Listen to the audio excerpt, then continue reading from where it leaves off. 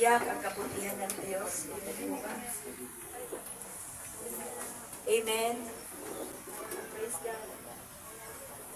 I-welcome po natin yung ating bagong kapatid, no? May bago tayong kapatid. Praise the Lord. Praise God. Hallelujah. Nakakaiyak po talaga ang kabutihan ng Diyos. Praise the Lord. Ang sabi po nito, God is good. Naniniwala po ba tayo? Amen. Na God is good?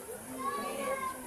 Alam nyo, sa Mark 10:17-18, mayroong isang mayaman na nagmamadali, naglulumuhod. No, basahin na lang po. Kasi malapit na yung ating oras. At huwag tayong mag-alala, meron tayong pagkain dyan. Amen. Meron pong isang mayaman na nagmamadali siya, lumuhod siya sa harapan ni Jesus. At tinatanong po niya, sabi niya, good teacher, mabuting guro. Alam niyo po ba ano tinatanong niya? Ang tinatanong po niya, paano daw po siya magkamit ng buhay na walang hanggan. Gusto po natin yun, di ba? Amen. Ayaw po nating mamatay. Amen? Ayaw po nating matapos ang ating buhay. Kaya ang mayaman, sa gitna po ng kanyang kayamanan, itinatanong po niyang pinakamahalagang tanong. Amen? Di po siya nagtatanong, siyempre, mayaman na siya eh. Di po niya tinatanong kung paano siya yaman. Pero, ito na lang po kasi ang kulang sa kanya. Na malaman niya, kung magkakaroon siya ng buhay na walang hanggan, o ano ba ang kanyang kalagayan. At ang sabi po ni Jesus, bakit mo ako tinawag na mabuti? No one is good but God alone. Walang mabuti kundi ang Diyos lang. Ang Panginoong Jesus, hindi niya kiniklaim na mabuti siya. Ang kiniklaim niya, ang Diyos lang ang mabuti. Amen po ba? Ibig sabihin, kung ang Panginoon Kristo nga po ay hindi po siya nagkiklaim na mabuti siya, how much more tayo? Amen? Walang mabuti kundi ang Diyos. Amen. Kaya hindi mo pwedeng sabihin, hindi natin pwedeng sabihin na mabuti ka. Wala kang kasalanan. Amen po ba? Lahat po tayo, hindi po tayo mabuti kasi isa lang po ang mabuti. Ang Diyos. Amen po ba? At you know what? God is good. Itong God is good, ito po yung pinaka-nature ng Diyos. Ito po yung pinaka-kalikasan niya na kahit masama ka, mabuti pa rin siya. Kasi nature niya yan eh. Yun yung kanyang kalikasan. Hindi mawawala yan. Kahit hindi ka tapat sa kanya, mabuti pa rin siya sa'yo. Kahit nabubuhay ka sa kasalanan, mabuti pa rin siya sa'yo. Amen. Kahit hindi ka sasamba sa kanya, mabuti pa rin siya sa'yo. Amen. Kahit hindi mo siya paglingkuran, mabuti pa rin siya. Hindi siya natitinag sa kanyang kabutihan kasi kalikasan niya yan. Amen po ba? Kalikasan niya yan. Lalapitin mo yung katabi mo, ikaw lang naman kasi ang hindi mabuti. Amen. Hello? Kalikasan niya to. Ang tao lang naman kasi ang hindi mabuti. Paano to natin ma-prove na ang Diyos po ay mabuti? Yan. Nakita niyo ako, nakita ko kayo. Ginawa po tayo ng Diyos na tao. Hindi hayop, hindi halaman. Amen? Hindi tubig, hindi araw, hindi buwan. Amen? Hindi po panike, hindi po buhaya. Amen? Hindi po leon. Amen? Ginawa kanyang tao. Amen. Ganon kabuti ang Diyos. At ang good news pa, hindi ka lang tao na ginawa niya, kundi kawangis ka pa niya. Katulad ka pa ng Diyos. Ganon kabuti ang Diyos. Amen po ba? Kalabitin mo yung katabi mo, ikaw lang naman kasi ang hindi mabuti.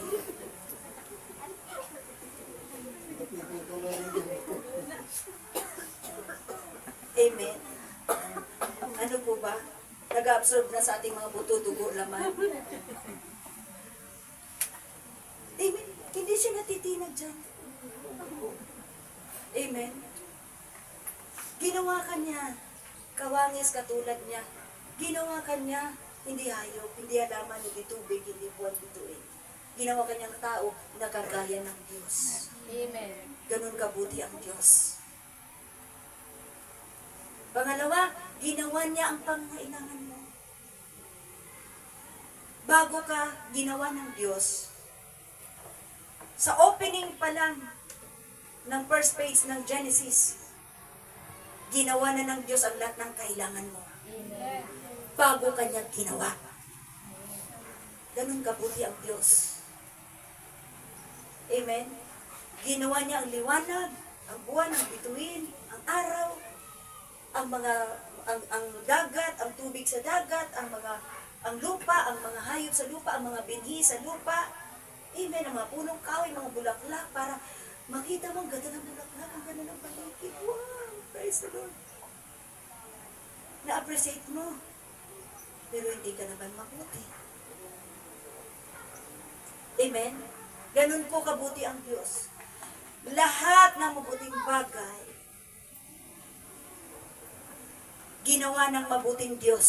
Amen. Kaya nung sa Genesis chapter 1, up to 31, nag-create siya. Nung kinreate po niya ang liwanag, kasi ang mundo nga po noon ay puro dilim. Pero ang Espiritu ng Diyos nandoon na puro dilim. So inayos po ng Diyos ang mundo natin. Inayos niya para lakaran natin. Amen? Inayos niya para sa atin. Ma-enjoy natin. Amen po ba? Kasi mabuting Diyos na siya. Amen. Kalabitin mo katabi mo, ikaw lang naman kasi ang hindi mabuti.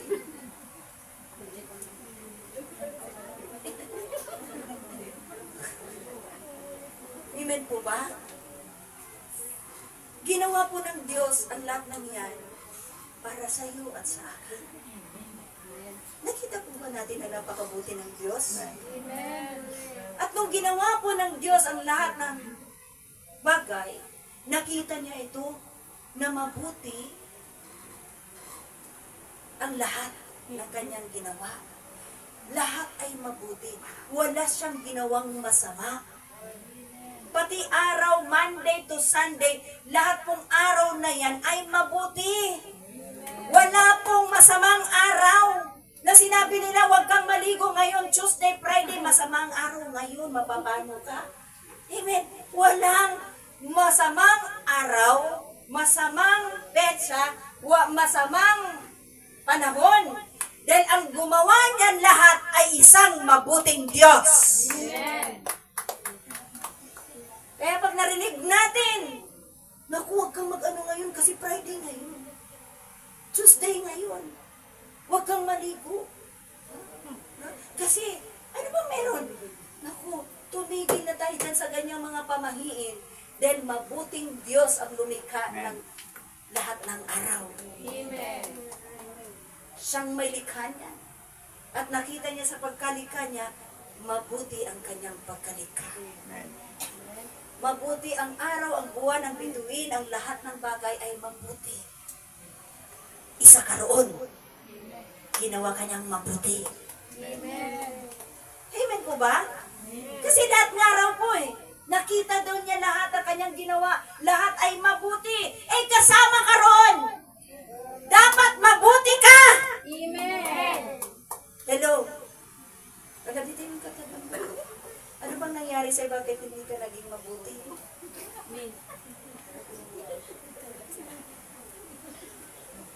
Hello? Nakakaano, ano?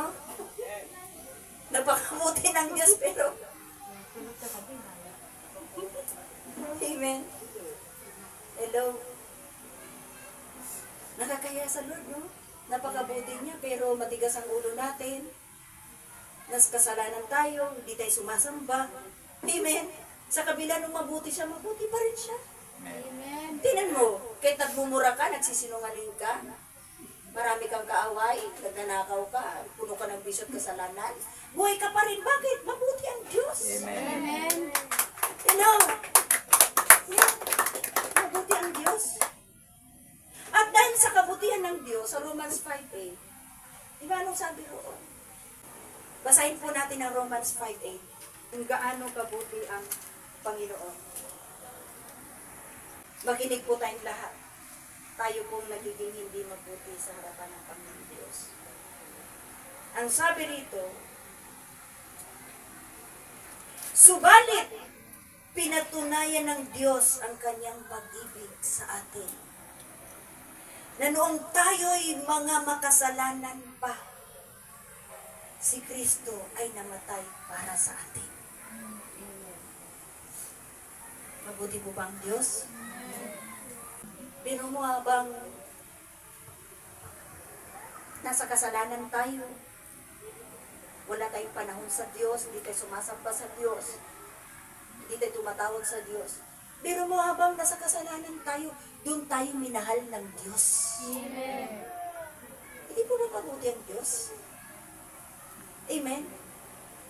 Na kahit sa kalagayan mong yan, na makasalanan ka, mahal na mahal ka ng Diyos. Amen. Na ang ibig sabihin po, na mahal ka ng Diyos sa kalagayan mo yan, na sinasabi po ng Diyos na, anak, huwag kang manatili sa kalagayan mo yan. Hello? Sa kabila nung unfaithful ka, hindi ka tapat, yung pagdalo mo, putol-putol, kung pagganagana, kung kailan mo lang gusto, maglingkod, tumalo, manalangin, kung kailan mo gustong tumulong mo. Diba? Sa kabila noon, mahal ka ng Diyos. At sinasabi ng Diyos, dahil ibinigay niya ang kanyang anak, nung tayo makasalanan pa, na sinasabi po niya na, anak, ayoko mananatili ka riyan. Kaya ibibigay ko ang aking bugtong na anak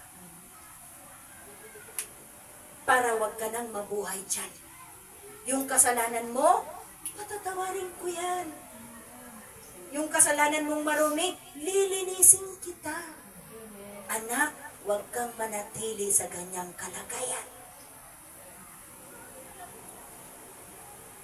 Ayan, habang nagkakasala tayo, si Jesus ang nagbayad ng ating kasalanan dahil mabuti nga po ang Diyos.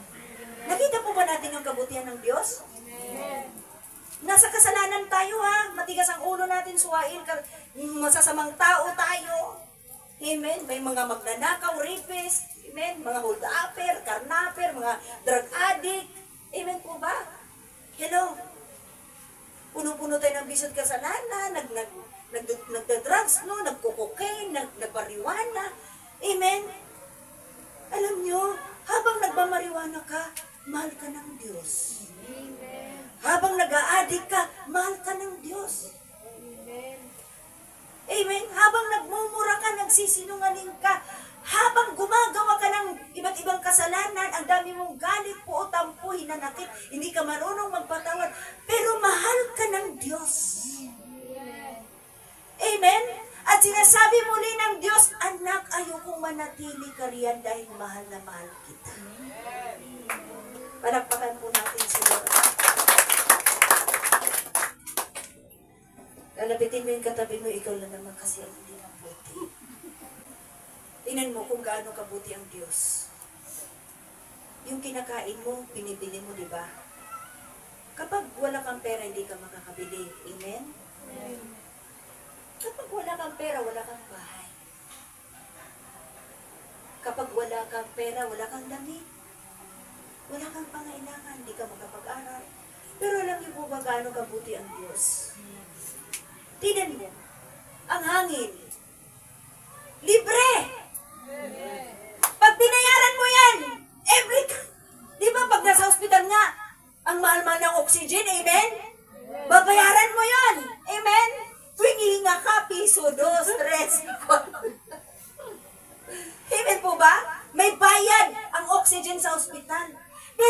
tingnan mo yung hangin sa paligid, yung oxygen na hinihinga mo.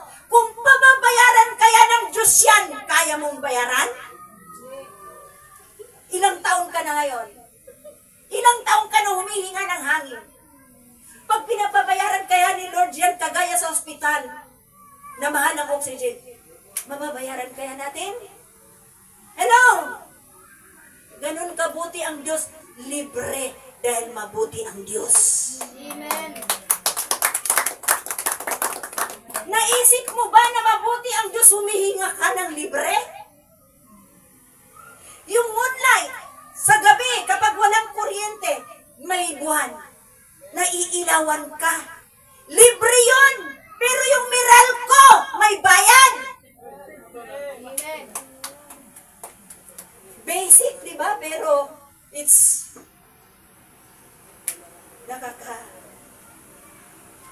nakaka-touch. Pero ang tao hindi mabuti. Hindi niya na-appreciate ang kabutihan ng Diyos. Huminga siya, naarawan siya, libre. Pag nagsampay, natutuyo yung mga damit, libre po yun. Dahil sa Diyos, dahil mabuti ang Diyos. Amen. Yung lupa na nilakaran natin. Pag per square meter, pinababayaran ng Diyos yan tuwing apak mo. Marami ka ng utang sa Diyos. Pero libre po yan. Nalalakaran mo. Amen. Amen. Naisip po ba natin kung gaano kabuti ang Diyos? Ako naisip ko yun. Kahit gaano kaganda yung trabaho ko, negosyo ko. Dahil may panahon na ako na maglingkod sa Diyos. Iniwan ko ang negosyo trabaho ko na maganda. Kasi nga po mabuti ang Diyos. Karapat dapat siyang paglingkuran. Karapat dapat siyang unahin. Dahil kung titingnan mo ang buhay mo, hindi ka naman mabuhay kung wala ang Diyos. Dahil siya may gawa ng buhay mo. Sa Kanya galing ang buhay mo, hindi nga mo. Tapos, hindi tayo naging mabuti sa Diyos. Kung atin pong pagmuni-munihin ang buhay ng malalim,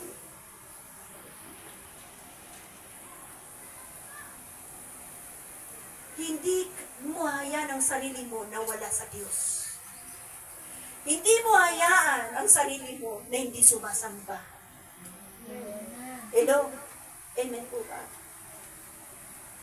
Ang problema kasi sa tao, because God is good. Because God is good. Ito yung pinaka-problema kasi. Ang Diyos ay mabuti, pero ang problema, you are not good. The very big problem sa mundo, ang Diyos ay mabuti, ngunit ang tao ay hindi mabuti. Marami po kasing tao na pag merong nangyari sa kanila, nagutuman sila, bankrupt yung negosyo nila, di nakapagtapos ng pag-aaral, may sakit at karamdaman, nalulungkot, natatakot, nababalisa, nagdarana sila ng mga sakuna sa buhay. Alam nyo, ang ginagawa ng maraming tao na wala sa Diyos, sinisisi nila ang Diyos. Na ang Diyos baga ay hindi mabuti. Pagka nabigo sa pag-ibig, hindi mabuti ang Diyos. Pag magulo ang tahanan, puro away, hindi mabuti ang Diyos. Kasi kung mabuti ang Diyos, bakit ganito ang aking pamilya? Bakit ganito ang buhay ko?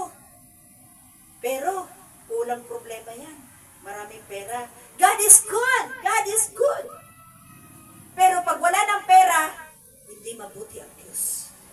Yan po ang malaking problema sa tao.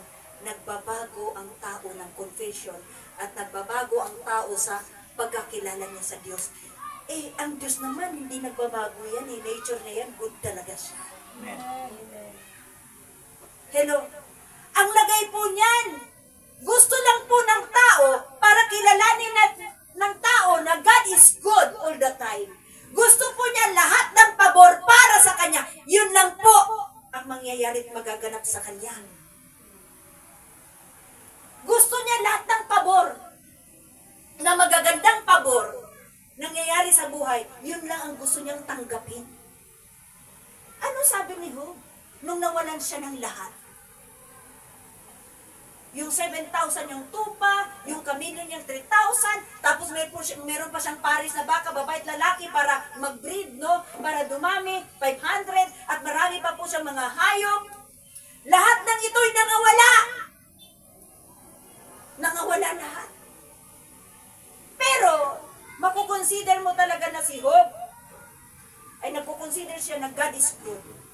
Kasi, ang sabi niya, sa Job 1:21, hubad akong ipinanganak sa tiyan ng aking ina, hubad din akong babalik sa Diyos. Praise the Lord. Eh tayo ba? Tayo ba? Pag kunwari hindi natin nakita ang isang nating mahal sa buhay, wala na tayong pera, wala na tayong, yung 10 anak ni Job, namatay lahat. Wala na si Job, nakalbo lahat, wala na lahat ang natira sa kanya. Yung katawan niya na nagnanaknak pa. Pero alam niyo, ang sabi niya, ang Diyos ang nagbigay, ang Diyos ang babawi. Purihin ang Diyos. Eh tayo ba? Masasabi po ba natin na God is good? Purihin ang Diyos kapag wala na tayong makain?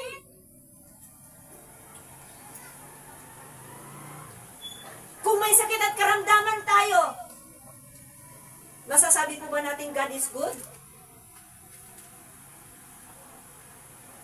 Yan ang malaking problema ng tao. Kasi ang gusto natin, ayaw natin na merong nangyayaring pangit sa buhay natin, negative sa buhay natin. Amen po ba? At sino nga naman gustong mangyari yon? Pero alam niyo po ba, ang lahat nangyayaring yan ay may ginagawa ang Diyos dyan? Tingnan mo, pag hindi nawala kay Job ang lahat ng anak niya, ari-arian niya, maging ang kalusugan niya, hindi po niya maranasan ang kabutihan ng Diyos. Amen. Kaya pag nawalan ka, amen po ba, merong pangit na nangyayari sa buhay mo. Merong mga hindi ka na inaunawaan sa buhay mo. Do not blame God. Huwag kang magmumurmur. Ano ba klaseng buhay? Huwag kang magmumurmur. Ako hindi ko ginagawa yan.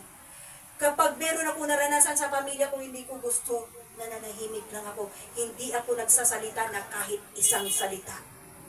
Ayoko. Kasi pag nagsalita ka, akala mo pag nagsasalita, ganyan. Alam mo ba? Sa Diyos ka diretso nagmumurmur.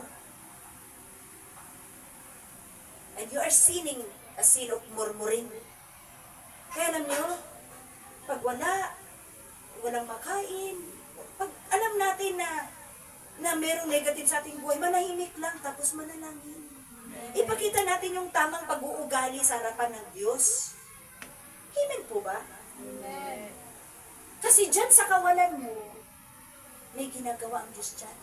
Ano sabi sa Romans 8:28? All things work together for good for those who love God. All things work together. All things work together. Lahat daw po ng nangyayari sa ating buhay, merong ginagawa ang Diyos dyan. Pangit man yan o maganda, sa likod yan merong ginagawa ang Diyos. Amen. Kaya kalabitin mo yung katabi mo, anong kalagayan ng buhay mo ngayon, tanggapin mo yan. Manalangin ka, manahimik ka, magtaas ka ng kamay sa Diyos. Huwag mong papangitin ang ugali mo sa harapan ng Diyos. Amen. Yan ang hindi ko ginawa. Amen. Hindi ko ginawa. kahit anong naranasan kong bigat sa loob ng tahanan, sa labas ng tahanan, kahit saan. Saan ako pa naroon. Hindi ako nagsasabi. Dinadama ko lang.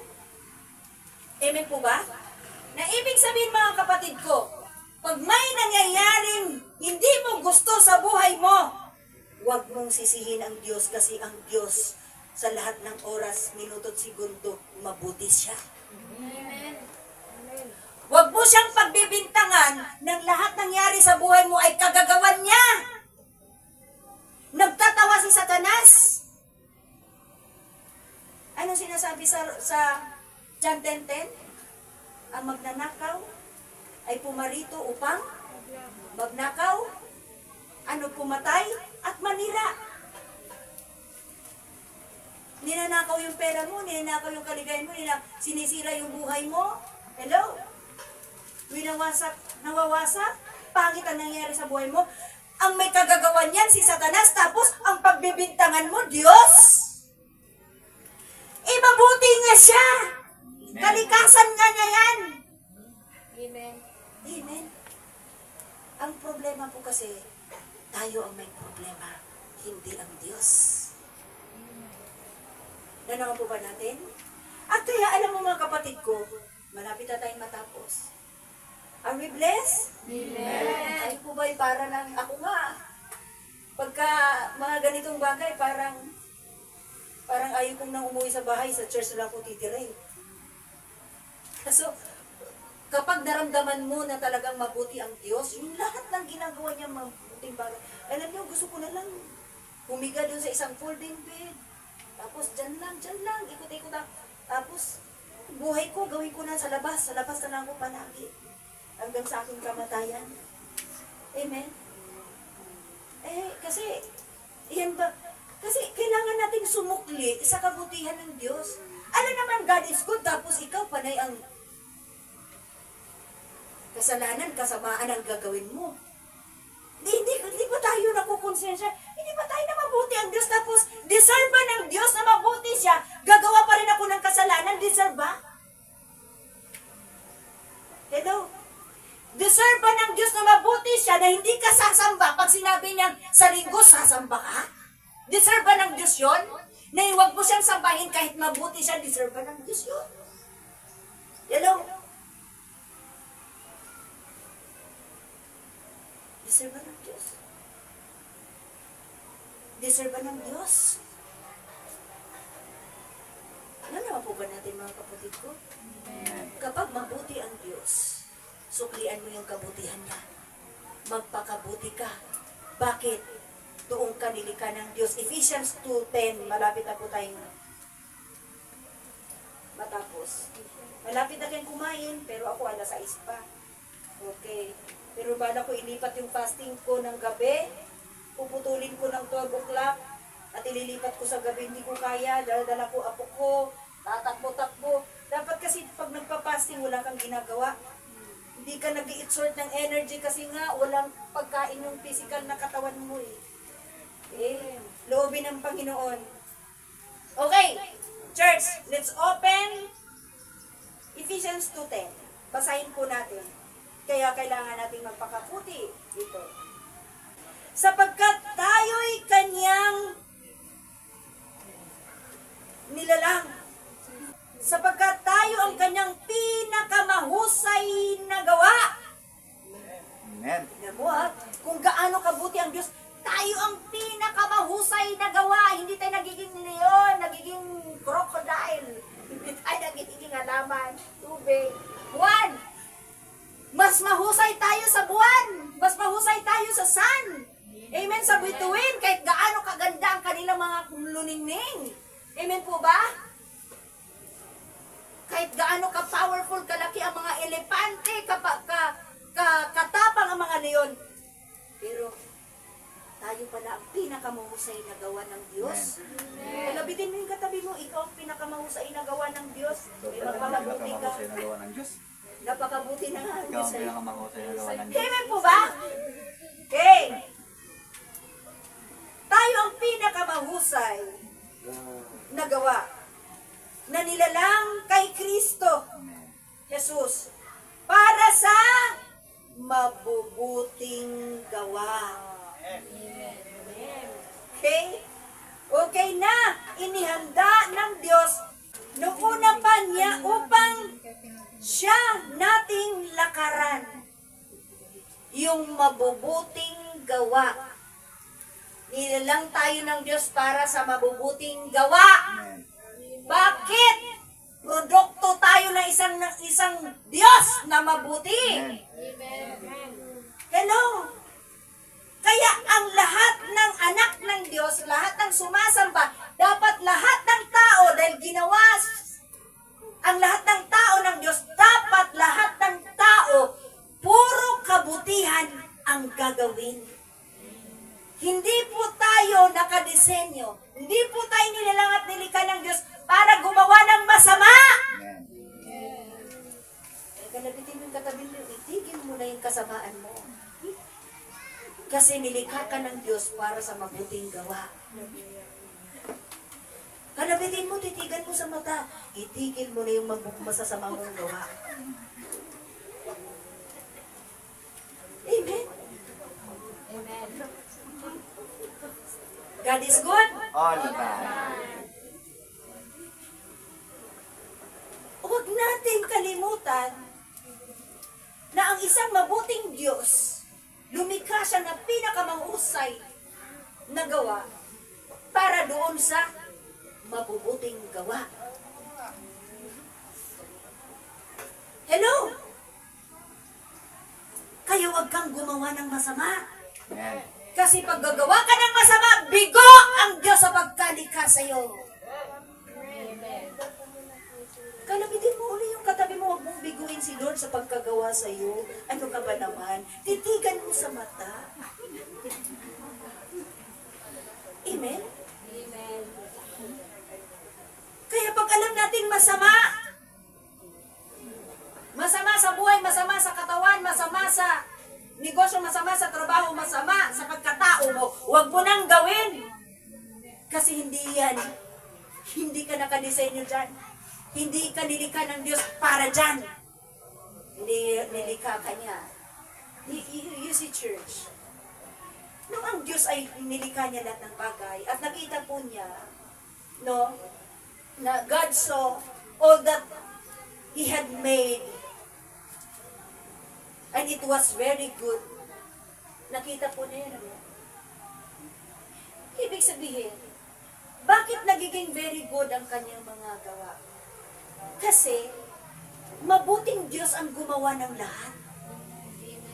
Amen po ba? Mabuting ang Diyos ang gumawa ng lahat. Kaya alam nyo, pag tao gumawa ng mabuti, ang resulta ng ating gawa ay puro kabutihan. Amen. Walang masama, walang pangit, hindi ka nabibigo, lahat tagumpay. Amen. Amen? Kasi nga isa kang mabuting tao na gumagawa na mabuting bagay. Kaya ang resulta, kung paano ang result na mabuting Diyos, lahat ng ginawa niya, nakita niya, lahat ay mabuti. Dahil ang Diyos ang gumawa niya na isang mabuting Diyos, na ibig sabihin, ikaw na anak ng Diyos, kapag gumawa ka ng mabuti, ang resulta ng lahat ng gawa mo ay puro kabutihan. Amen. Walang pangit, walang ikakabagsak, walang ikakapahamak sa'yo. Amen po ba? Amen. Kasi mabuti kang taong gumagawa ng mabuti, kaya mabuti po ang resulta ng mga ginawa mo. Nalaman po ba natin mga kapatid ko? Amen. Amen. Kaya bago tayo lalabas sa lugar na ito, huwag nating kalimutan, nakatakda akong gumawa ng mabuti. Amen. Amen. Amen. Isa-isa tayong lalabas dyan. Nakatakda akong gumawa ng mabuti. Amen. Hello! Nakatakda akong gumawa ng mabuti. Amen. Amen. Hello? Sabihin mo yan bago ka matulog, nakatakda akong gumawa ng mabuti. Amen. Nilikha ko ng Diyos para gumawa ng mabuti. Amen. Amen? Iparinig mo yan kay Satanas para hindi ka natuksohin. At pagka tinutokso ka, gamitin mo yon, Satanas, hindi pwede. Nilalang at nilikha ko ng Diyos mabuti. Amen. Amen po ba? Kaya nga, puro lang kabutihan natin gagawin ha, mga anak ng Diyos. Amen po ba? Hello. At, sa Galatians 6:9, ang sabi roon, basahin po natin, ang galing ng Lord, ano? Amen. Kaya nga gusto ko rito eh. Gusto ko rito kaysa doon. Pero muna, bago tayo napunta rito, sabi ko, feeling ko parang gusto ko na lang doon sa bahay. Mag-tent na lang sa labas. Kasi, alam niyo ba, yung nagpe-pray ako roon, pati ako di ko feel. Alam niyo ba yun? Ang dami na silisaw, nangungugat ako doon. Sabi ko, parang. Tapos, kinonfirm ng Lord, kaya tinupad kong dito tayo kahit ganito kasikip. Nung napanaginipan ko siya, kinagabihan. Ang ganda daw ng lugar na to. Sabi ko, Lord, ano bang ikinagaganda ron? Ang sikip-sikip na. Pero ang sabi sa panaginip, ang ganda-ganda daw ng lugar na to. Pala, mahal. Amen po ba?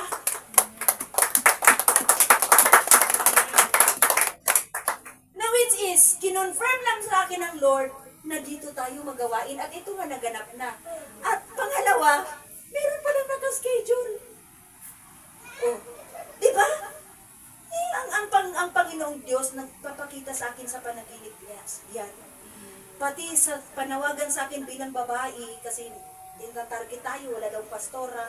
Ay, sabi ko, Lord, sila o, tinatarget ako. Alam niyo na naginip ako ng verse? At medyo nagdududa pa ako, Panginoon, kung hindi talaga ako, Panginoon, ibaba niyo na po ako, Panginoon, ayoko magkamali na magkakasala na ako yung babae, pero nagiging lalaki. Ay po, Lord, sabi ko, Lord, ayoko magkamali. Ayoko talaga magkamali sa buhay ko eh. Sabi ko kayo, Panginoon, kung hindi talaga ako, Panginoon, wag na po. Magpadala na lang kayo ng lalaki na talagang, kung mahal kita, mas mahal ka pa. Mas mahal, mas nagmamahal pa siya sa'yo kaysa akin. Kasi naglilingkod ako, pagmamahal lang talaga. Ano po? Amen. Ay, alam nyo. Pero ang Diyos, 2 times po ako naginip ng 2 verse sa Bible, confirmation sa tawag na ako pala'y sinugo ng Diyos. Amen. Hello. Sabi ko, thank you Lord. Pinatuturo ko po yan, pero hindi sila naniwala. Eh kayo yan. Sana ko maniwala, doon sa Diyos. Kahit di kayo maniwala sa akin.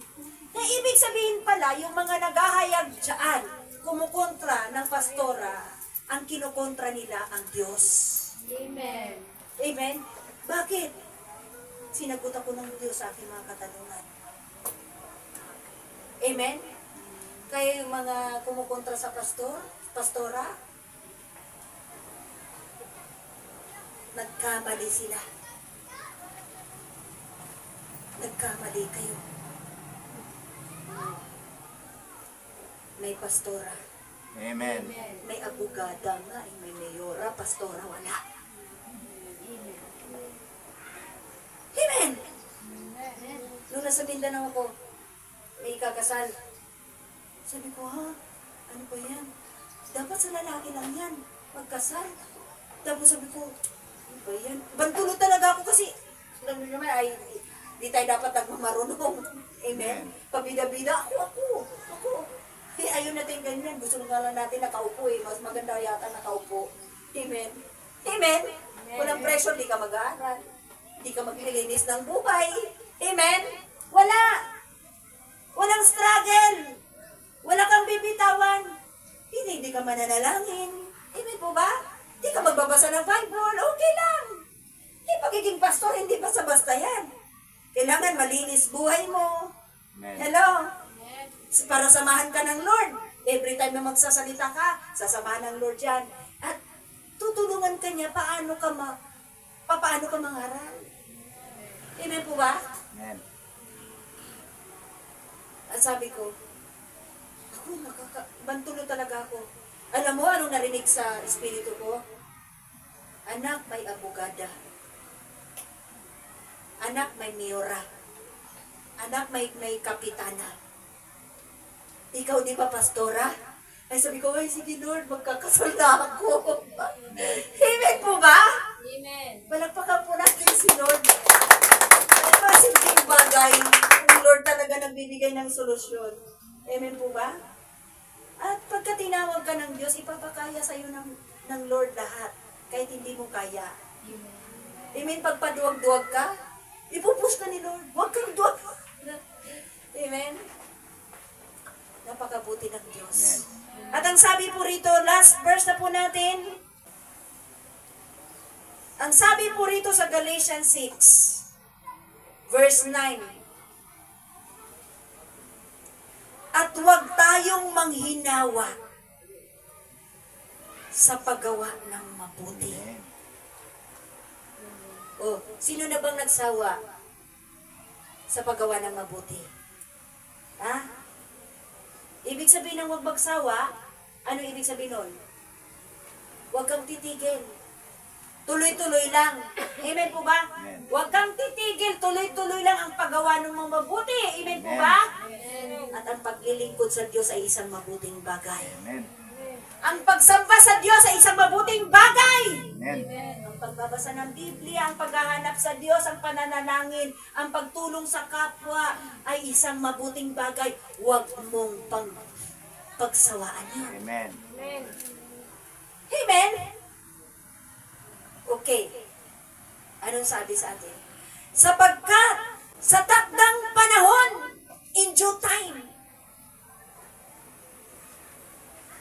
ay mag-aani tayo. Hello, kung hindi tayo nanlulupaypay. Amen. Amen? Yung pagsamba ninyo, pagsunod ninyo sa Diyos, tuloy lang yan. Amen. Mabuting bagay yan. Sa takdang panahon, pagpapalain kayo ng Diyos. Amen. Pangako ng Diyos yan. Amen po ba? Amen. Hello? Kung hindi raw tayo magsawa, hindi tayo manlulupaypay. Amen po ba? Amen. Hello? Kaya, huwag kang tumigil sa paggawa ng mabuti. Pag alam mo mabuti, gawa lang ng gawa.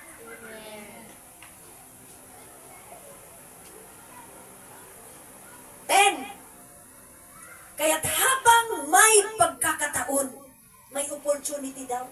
Ibig sabihin, buhay pa tayo. May pagkakataon pa po tayo, amen po ba? Gumawa tayo ng mabuti sa lahat. Lalong-lalo na sa mga kabilang sa sambahayan ng mananampalataya.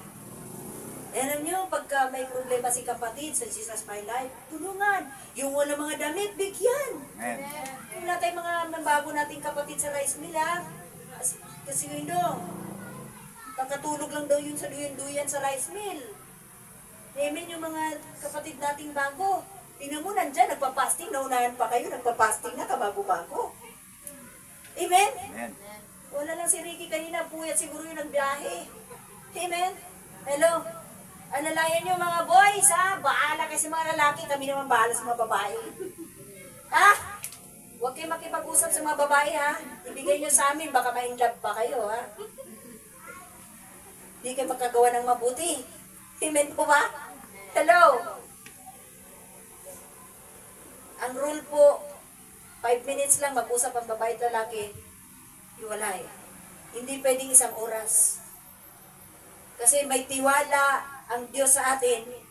May tiwala ko sa inyo, pero si Satanas, wala akong tiwala kay Satanas. Amen po ba? Amen. Malalaki ha, bawal tingin-tingin sa iba, ha? Lalo pag may asawa. Mga babae, baka naman nagpapasexy tayo dyan dahil sa iba, ha? Pag may asawa na, sa asawa lang tayo nagpapaganda, nagpapasexy. Amen po ba? Nag-aayos, hindi po para sa iba. Amen po ba? Hello? At kayo mga babaeng dalaga sa Panginoon, mag-aayos kayo kasi mga anak kayo ng Diyos. Amen? Hello? At mga lalaki, ang sabi ni Pablo sa atin, sa Aklat ng Timothy, pakitunguhan daw ang mga kabataang babae na may kalinisan na puso. Amen. Huwag kayong nag-iisip ng masama doon sa mga babaeng kabataan. Pati ito po tayo mga babae. Porque macho si ano eh. Di ba? Hindi lang po yan para sa mga lalaki. Amen po ba? Pati tayo. Oh, macho. Pogi. Mahilig sa pogi at macho. Magaganda. Kahit kasalanan na. Eh, alalahanin po natin, tayo po ay nilalang para sa gawain mabuti. Amen. Are we blessed? Amen. Tayo po ba'y gagawa na ng mabuti? Amen. Uwi po tayo sa ating tahanan. Puro na kabutihan. Amen po ba? Amen. Kasi nakakaya sa Diyos eh. God is good. Hindi siya nagbabago kahit masama ka. Amen. Amen po ba? Kahit hindi mo siya inuuna. Amen po ba? Pagdating ng linggo, anak. Nandito ka ngayon sa susunod na linggo, anak ka na. Pero hindi ako naniwala doon. Sa susunod ng linggo, nandito ka pa rin. Amen. Amen po ba? Amen. Let's all stand in the Lord. God is good. All the time. Amen. Praise God. Hallelujah.